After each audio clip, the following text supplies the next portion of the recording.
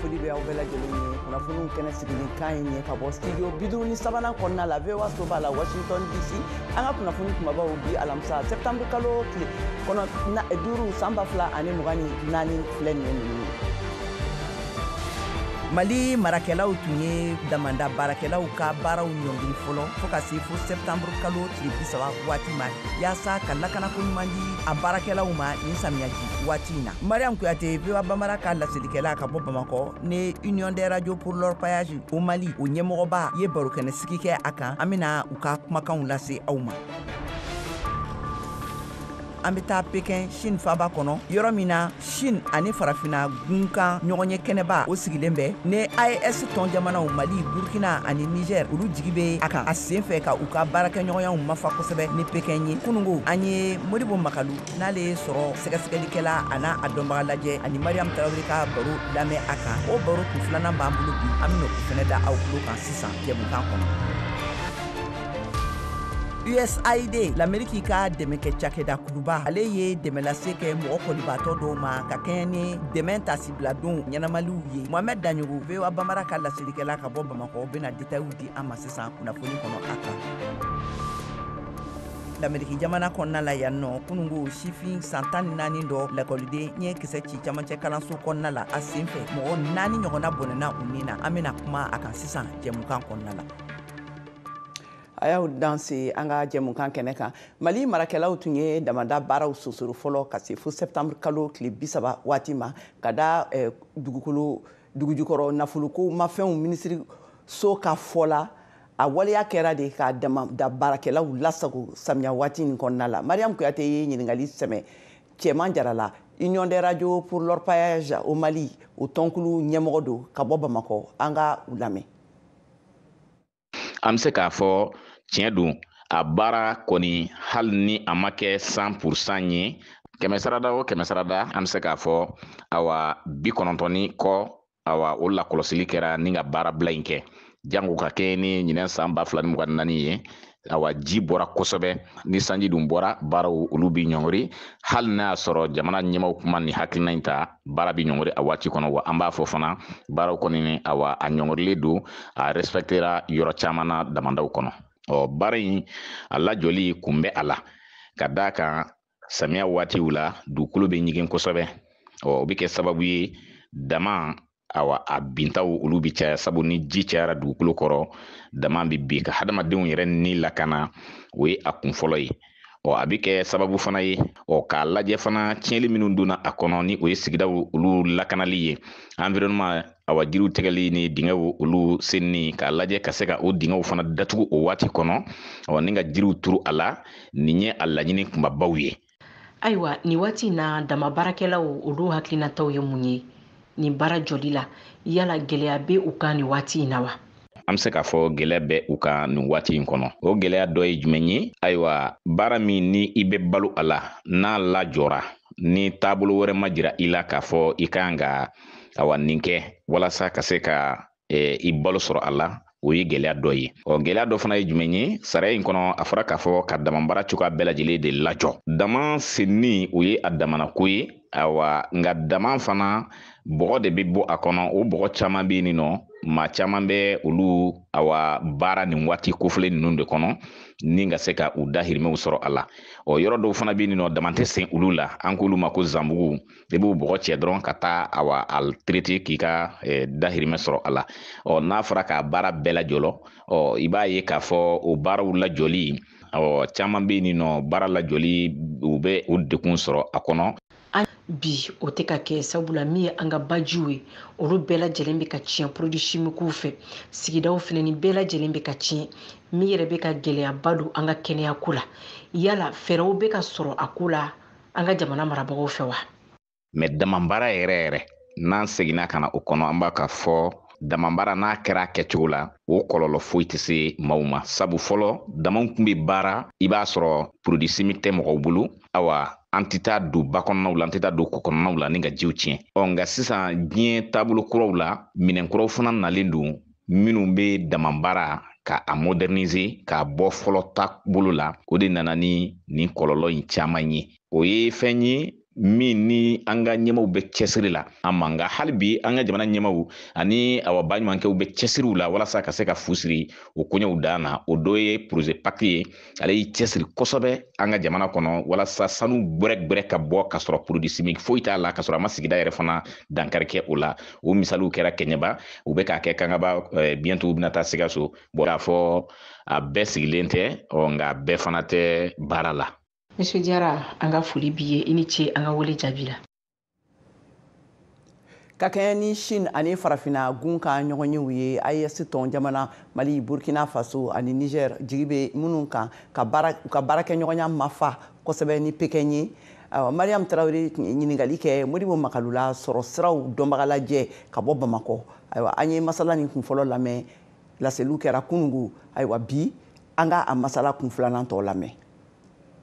O tɛ ani Chinois dɔrɔn o ye ani diɲɛ bɛɛ de ye barisa Mali ye i bolo nɔ bila sariya dɔ de bila sen kan dugukɔrɔfɛnw bɔli la n'a bɛ fɔ a ma ko code minier in yɛlɛmana salon dɔrɔn maliyɛnw bɛ se ka nafa sɔrɔ cogoya min na fɛn ninnu bɔli la mais baara in sariya mana bila sen kan a bɛ batu cogoya jumɛn o de fana o ye bɛ dépend fanga bolicogo ani fanga maracogo la produit chimiques bɛ utiliser cogoya min na mɔgɔw bolo bɛ se ka na dugukɔrɔfɛnw bɔ i ka jamana kɔnɔ cogoya jumɛn n'u ma sariya bato ni e yɛrɛ ma sariya bato u tɛna se ka sariya bato donc f'an ka an janto de barisa diɲɛ sugu de ye sisan hali ni mɔgɔw tɛ sɔn ka fɛn minnu k'u bara u bɛ sɔn ka na kɛ bara mais n'an bɛ dugu jukɔrɔfɛnw bɔ an kan ka hakili to a la produit chimique a bɛ na ni pollution de u bɛna n'an m'an kɔlɔsi produit parce que dugu jukɔrɔfɛn ninnu tɛ ka bɔ ni ji tɛ dɛ bon an dun ka ji an ye pays sahélien de ye mais pas ɲɛnama ba fila de b'an fɛ le Sénégal ni fleuve Niger ni dɔw b'a fɔ a ma ko fleuve Joliba olu n'i ye Afrique jiboli siraw ta kɛmɛ sara la n'a bɛ fɔ o ma ko fleuve kɛmɛ sara la olu bɛ tan kɔnɔna la minnu bɛ bila minnu bɛ Mali la f'an ka an janto an ka jiboli siraw la walasa parce ni produit chimique ni donn'olu la cyanure ni mercure ni fɛnw parce que mɔgɔ dɔw bɛ taa sanu ɲini baw kɔnɔna la o man kan sariya de b'a ko la an kan k'an janto kosɛbɛ ani jamana o jamana a kɛra chinois ye a kɛra mɔgɔ wɛrɛ ye ala kɛra maliyɛnw yɛrɛ dugukɔrɔfɛn ninnu se ka bɔ saniya la cogoya min na ani tilennenya la sariya kɔnɔna la cogoya min na n'o tɛ a bɛ na ni kɔlɔlɔ wɛrɛ caman de ye barisa hali nappe phréatique an bɛ ji min sɔrɔ ni produit ninnu donn'o la a bɛ se ka na ni tiɲɛni ye an ka togodaw la kosɛbɛ ani dugubaw kɔnɔ barisa ji bɛ boli de. Ka kɛɲɛ ni lajɛrɛ in yɛrɛ ye min bɛ sen na ni waati in na kuma laban jumɛn b'i bolo ka di an ma. Ayiwa ne bɛ se ka min fɔ ɲɔgɔnɲɛba ninnu an k'an ka jate de minɛ je crois que an farafin jamanaw an k'an k'an bolo yɛlɛma an ni mɔgɔw bɛ baara kɛ cogoya min na ka bɛn fɛnw kan ni an ni ɲɔgɔnɲɛ wɛrɛ ka kɛ an k'an ka sɛgɛsɛgɛli kɛ k'a lajɛ mun tun fɔra kɔrɔlen mun batura a la mun ma batu a la mun kɛra mun ma kɛ nafa sɔrɔla fɛn minnu na nafa ma sɔrɔ fɛn min barisa ni ne y'a jateminɛ anw tun bɛnna kan bi Dakar ɲɔgɔnye laban in na ko africain jamanaw bɛ fɛ ka feere kɛ chinois jamana ma ko o hakɛ ka taa miliyari 300 américain wari la ko africain ka se k'o feere mais ne n balimamuso ne ɲɛ bɛ min na an ɲɛ bɛ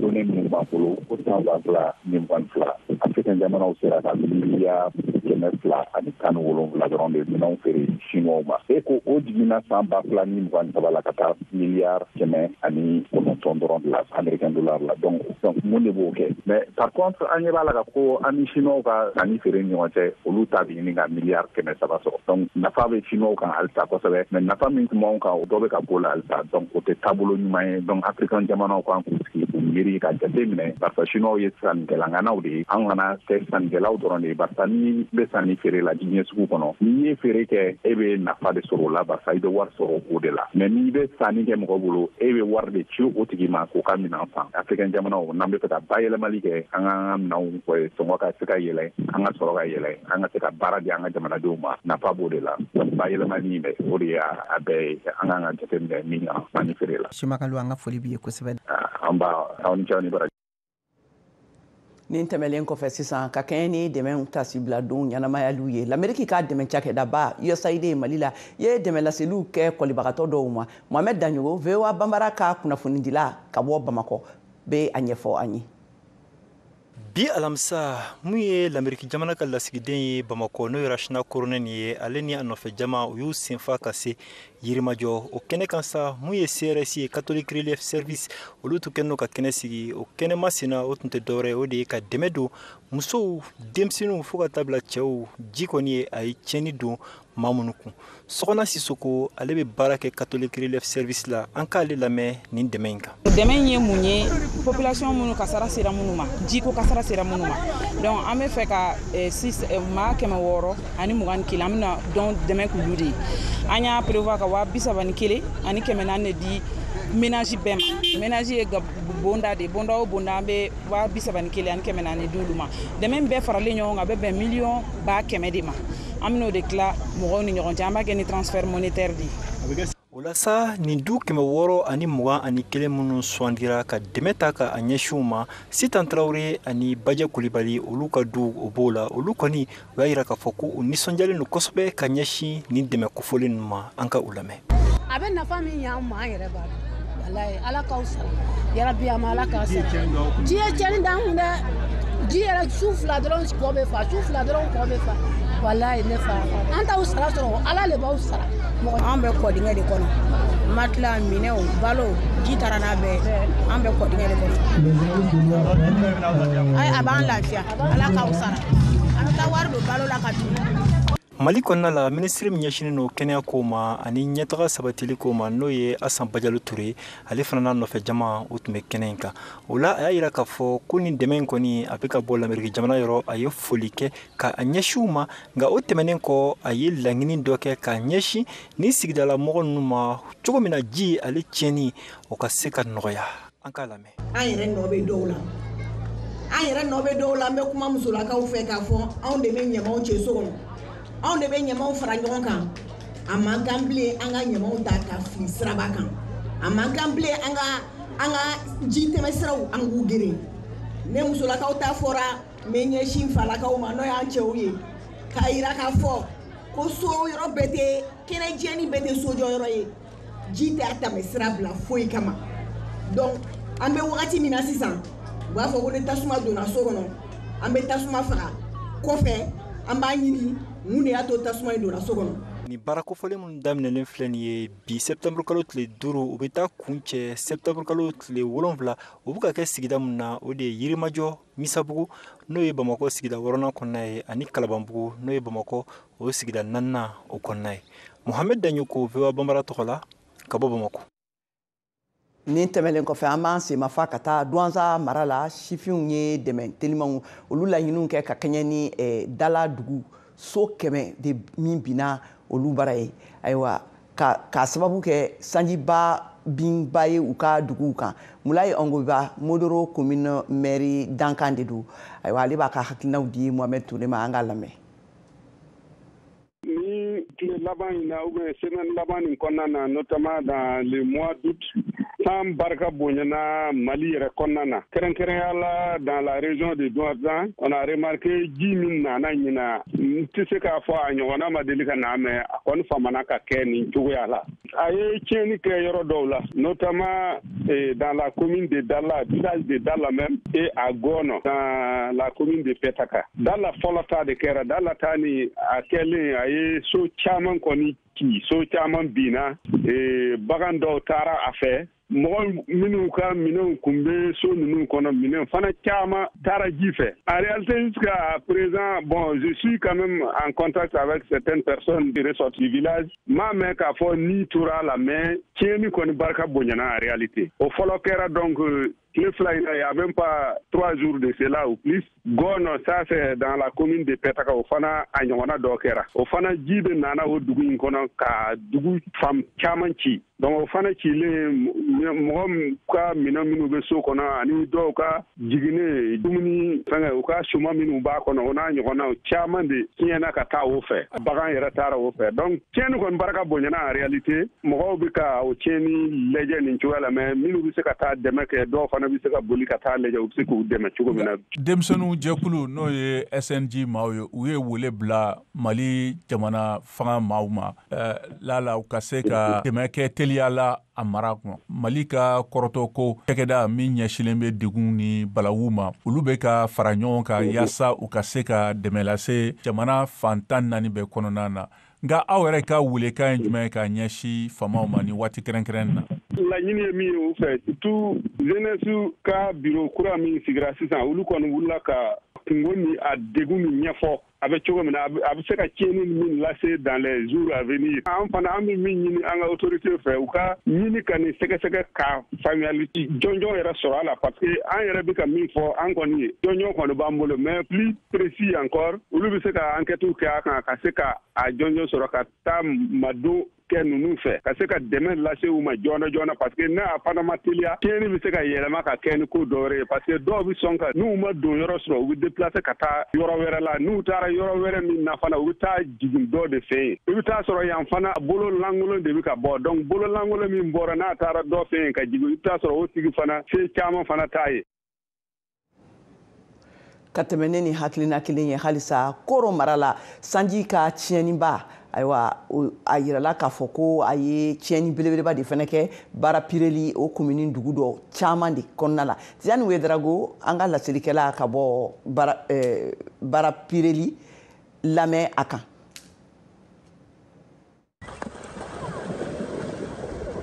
hali n'a sɔrɔ denmisɛnninw nisɔndiyalen bɛ ka tulonkɛ kɛ nin ji nɔgɔ in kɔnɔna na barapereli n'a nɔkandugu bɛɛ lajɛlen koro mara la u bɛɛ lajɛlen kɔni nisɔngɔyalen don ka sabu kɛ sanjiba min nana ka tiɲɛni lase dugu caman ma nin waati in na. San in kɔnɔna na wa tiɲɛni barika bonyana kosɛbɛ an ka so caman binna wa sumanw tiɲɛna kosɛbɛ nin yɛrɛ ye ne ka musokɔrɔba de ye banabaatɔ don a ka so binna n y'a ta ka na nin yɔrɔ in na. Tiɲɛ yɛrɛ la an bɛ yɔrɔ min na n'an ma dɛmɛ sɔrɔ degun b'an kan kosɛbɛ. Sɔmiya baaraw kɔni ɲɔngirilen don ka sabu kɛ sanji tiɲɛniw ye wa munumunu saliw dugu kɔnɔna na i b'a jateminɛ k'a fɔ maa caman de bɛ yen minnu ka so binna wa dɔw kɔni bɛ labɛn na walasa u bɛ se ka taa sutura yɔrɔ ɲini. An bɛ waati min na musolakaw ni denmisɛnninw caman de bɛ dugu kɔnɔna na minnu kɔni wulilen don ka na kalanso in na ka sabu kɛ so ntanya ye. San tiɲɛni bonyana fo k'anw ka so bi se wɛrɛ dun t'an ye o de kama an y'an ka minɛnw cɛ ka na kalanso in na yan.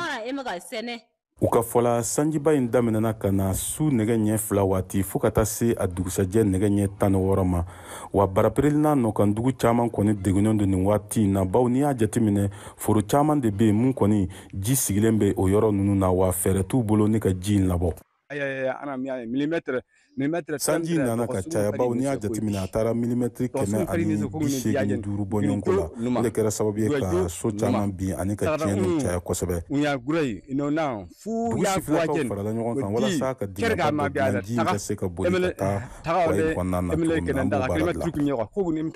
an b'o baara dilan. An musolakaw kɔni an bɛ ekɔliso la sosow bɛ yen denw fana ni sosow kɛ sumaya fana bɛ yen dɛsɛ fana b'an kan. Dugu donda yɛrɛ la i b'a ye k'a fɔ denmisɛnninw bɛ ka tulonkɛ kɛ ji la kamasɔrɔ u t'a kɔlɔlɔ yɛrɛ dɔn tile fila in na sanji kɔni kɛra sababu ye ka na ni tiɲɛni ye kosɛbɛ nin dugu in n'a komini mara bɛɛ lajɛlen na mun yɛrɛ kɛra sababu ye ka maa caman ka olu ka so bin sumanmara yɔrɔw ka olu fana tiɲɛ seere dɔw ka fɔlɔ i b'a ye k'a fɔ milimetiri 200 ale ni dɔɔni o de nana dugu dɔw la o de nana nin tiɲɛni ba in ye nin bɛɛ lajɛlen bɛ ka sɔrɔ kɛ kamasɔrɔ i b'a jateminɛ kɔrɔn fɛ hali sisan sanji ɲɛ kɔni bɛ yen kosɛbɛ o la dugudenw kan ka hakili to u yɛrɛ la bɛɛ lajɛlen k'i hakili to u yɛrɛ la ni samiya ko in na. Tidiane Ouedraogo barapereli dugu kɔnɔ VOA Bambara o tɔgɔ la. Nin bɛ an ka kunnafoni ta ko fɔlɔ kuncɛ an bɛ fiɲɛ minɛ sekondi damadɔ ka kɔsegin ka na kunnafoni tɔw laseliw kɛ aw ye sisan a k'an bɛɛ dɔɔnin.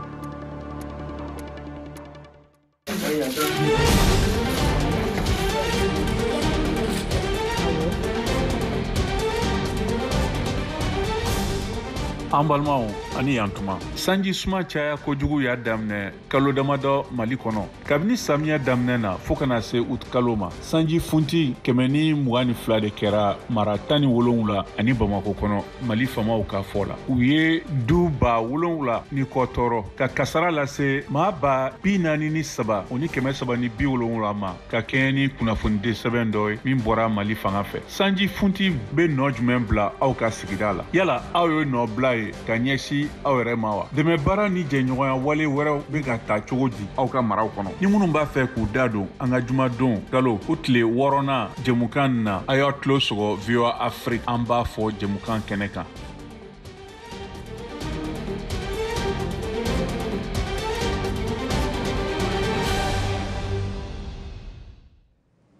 Ni y'an sigine kana an ka kɛnɛ in kan ayiwa an b'an semafa ka taa Côte d'Ivoire jamana kan ka da u ka jamana ɲɛmɔgɔw ka fɔ kan u ye mɔgɔ 29 minɛ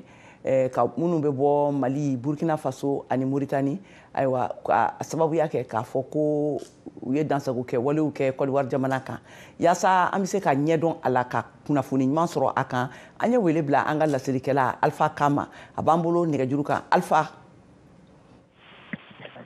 Kadiatou awa an ka foli b'i ye kun kelen jumɛn de la ninnu minɛna kɛrɛnkɛrɛnnenya la yala Côte d'Ivoire jamana marabagaw ye détail di kɛ a kan kɛrɛnkɛrɛnnenya la yala a mɔgɔ ninnu u sirilen don jihadikulu dɔw la wa? Kadiatou i ni ɲatuma VOA Bambara lamɛnbagaw bɛɛ ni ɲatuma i y'a fɔ cogo min na ni maa minnu minɛna a yirala k'a fɔ ko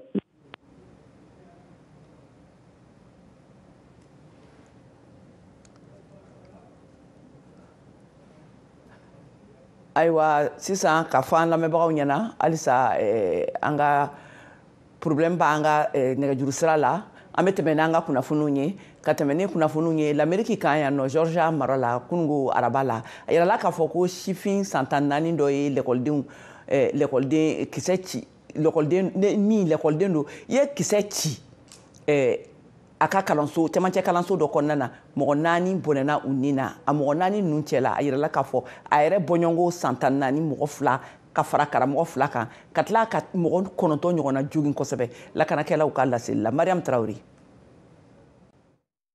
mɔgɔ min ye nin fagali in kɛ siganamɔgɔ don min si ye san 14 ye kalanden don ni kunnafoni ninnu bɛɛ lajɛlen labilala Ameriki jamana ka finitigi polisiw fɛ ani ka fara dugudugoliso cakɛda kan min bi wele ko FBI olu minnu ye jateminɛli kɛ nin taabolo ninnu kan kabiri san 2023 waati a yirala o senfɛ ko nin furakɛni in ka taabolo dɔ tun bɛnnen don bagabagaliw ma ka kɔrɔ san 2023 waatiw min senfɛ k'a bɛ to k'a lase k'a bɛna fagali marifaci wale dɔw ta ko ka taa kalanso dɔ ma wa ko min tun bɛ kɛ ni a ka maramafɛn foto dɔw labilali ye FBI sinsina min kan jamana finitigiw ka wulikajɔ ni camancɛ kalanso in na n'o ye lycée Al-Palachide Wender n'a filɛ nin ye kilomɛtiri 70 Atlanta kɛɲɛkayanfan ka taa kɔrɔnfɛyanfan fɛ n'o jatilen don u ka mara faaba fɛ weleli telimanw labilala arabadun sɔgɔmada joona fɛ ko funankɛni dɔ min yera ni marifa ye nin funankɛni min ye nin karogɛlɛya wale kɛ yera u ka kalanso finitigi polisi dɔ fɛ min kunnafoniw bɛɛ lajɛlen lasera u ka mara finitigi ɲɛmɔgɔ n'o ye sheriff lokali ye Jude Smith fɛ ye a sɛbɛntiya o senfɛ ko maa 9 minnu jogina ni kasara in senfɛ kɔni bɛɛ lajɛlen lasagona yɔrɔ kɛrɛnkɛrɛnnen na wa k'u bɛna lafiya bɔda sɔrɔ a karogɛlɛya wale kɛbaga ye a jateminɛ joona k'a fɔ ko n'a m'a yɛrɛ di ko finitigi min y'a ye bɛna sɔn ka marifa ci a la u ka finitigi ɲɛmɔgɔ ye nin fɔ a ko kuma min na ko a ɲɛ dara kalanso lakanabaga kan k'a ye marifaci lajɔ o yɔrɔnin bɛɛ lajɛlen na k'i bin duguma finitigi kofalen ye o ka sɔrɔ k'a minɛ sɛgɛsɛgɛliw y'a yira k'a minɛna ka taa kaso la wa k'a ka kiiritigɛw senfɛ k'a bɛna jate i n'a fɔ mɔgɔkɔrɔba min ye fagali wale ta i n'a fɔ Ameriki ka duguduguniso cakɛda FBI y'a lase cogo min na jateminɛli labanw y'a yira ko mɔgɔ 10,557 de bɛ yen minnu bɛɛ lajɛlen fagara ɲinan san Ameriki jamana kɔnɔ min kɛra marifaci 384 senfɛ i n'a fɔ baɲumankɛ tɔn min sigilen don marifaci ni karogɛlɛya walew kɔni kama n'o ye ONG American Gun Violence Archive ye olu y'a lase cogo min na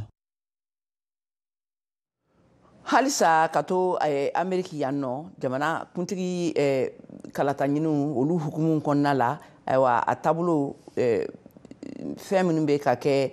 sisan ni waati ninnu na cɛbɔ 2 ninnu ni ɲɔgɔn cɛla la ayiwa u bɛ kan ka kuma danfaraba de tigɛra u ni ɲɔgɔn cɛla la ka kɛɲɛ ni tungaladenw ka problème ye o min kɛlen bɛ ka kɛ sababu ye n'a bɛ Ameriki kalatalaw intéressé ayiwa an ye ni lasirika ninnu ye Carolina Presutti VOA ka kunnafoni dila don ale de ye sɛgɛsɛgɛliw k'a kan an ka lamɛn.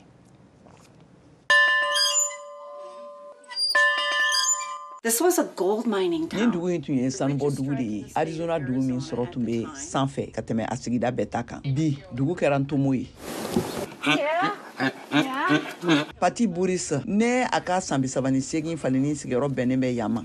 i ni ce bɛnnu a filɛ Pati Buris ye a yira k'a fɔ ko tungaden 7 tan minnu bɛ taga ni ka segin na ale ka yɔrɔ kɔnɔna la yan nɔ ka dancɛw tigɛ ka kow sigilen bɛ ale la ko wa k'a bɛna kala ta Donald Trump. He's gonna deport them. Abenu be gen ku la boya no. Awo, o ine ni du wala kodi. Tiens do, ukanga geni ka boya. Abise ka ke wa fana abacho wa don. Ka Donald Trump to fangala ayiko jamba mi kyo kundama be kilometre keme wolon flani bi nani nyona jolu ya Maria l'Amérique baya fan fe bolo fe. Kata Arizona fan fe koni. Joe Biden ye dansiki ke abara ula kabini aburo dondo fangala dugu seje. Antu se ka bara ni bando ko saba konnala. Donald Trump tara alamsa temeni nuna kokoba kerefela la Arizona nga Washington Post kunafuni skafi a 70 kafo ka atara yoro mununa ko ulu jora sana nga fangata because there's never been a border in ni nyoma delika yi dunia fansila danche labla lendo tani chugo inata kan kujugu kala million chama nun labla kateme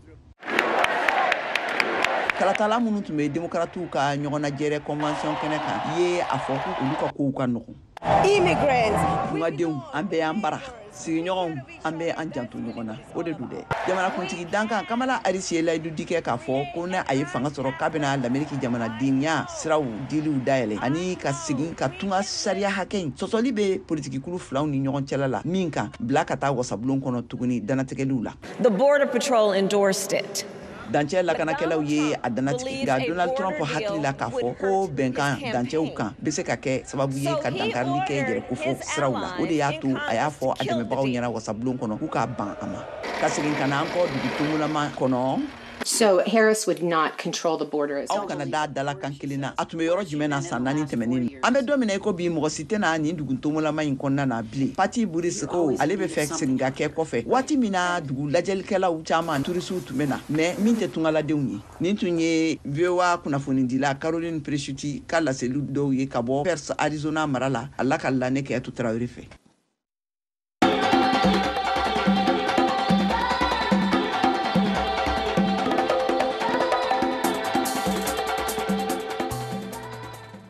Anga sisan farikolo ɲɛnajɛ kunnafoniw lamɛn Siyaka Tarawele bolo.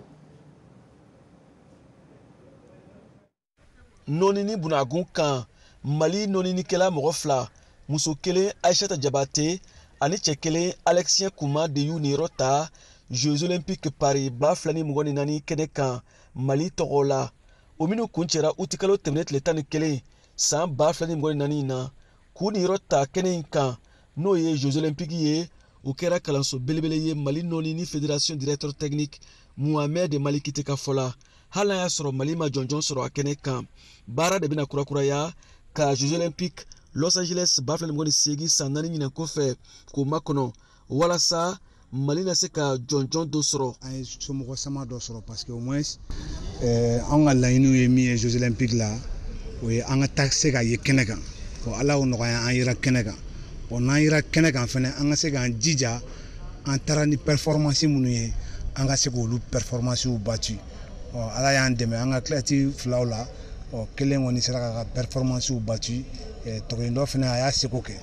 donc o kun y'an ka laɲini kosɛbɛ kosɛbɛ a kɛra an bolo kalanbulon fɛnɛ ye parce que ni compétition sugu an b'a bisigi k'a fɔ a kelen ko misaliya i b'a fɔ sport hiji kɛnɛ de don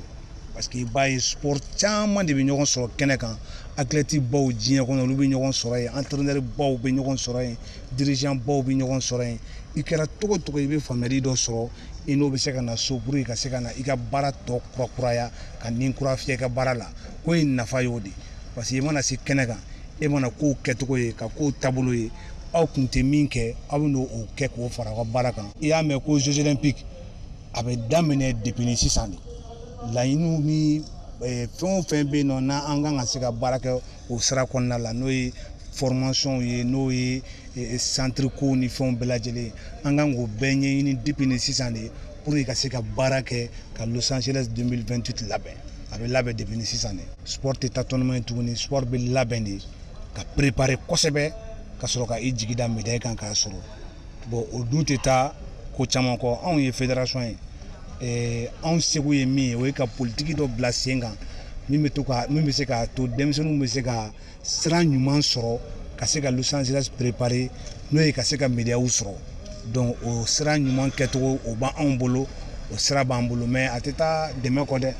ni Ala y'an dɛmɛ ani faamaw yɛrɛ k'an dɛmɛ pour que au moins an bɛ se k'o sira don denmisɛnninw kɔrɔ depuis ni sisan pour que an bɛ se ka kunkɔrɔta sɔrɔ Los Angeles kɛnɛ kan. O kɛnɛ bɛ sigi san 2000. Ayiwa sisan nin bɛ dansigi kɛ an ka bi kunnafoniw